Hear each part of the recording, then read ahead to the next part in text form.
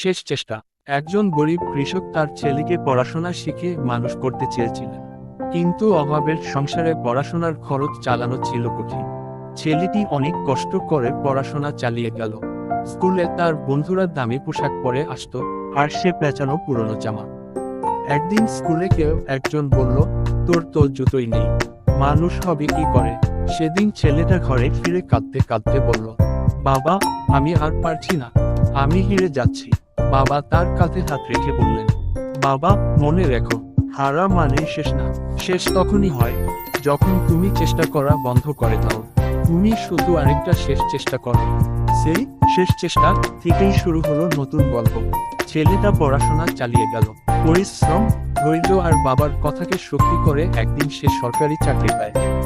আজ সে বাবাকে নিয়ে নতুন বাড়িতে থাকে, আর বাবার সেই পুরনো কথাটা সবার সামনে গর্ব করে বলে। শেষ চেষ্টা কখনো শেষ নয়। মোরাল: হেরে যাওয়া সমস্যা না, হাল ছেড়ে দেওয়াটাই সমস্যা।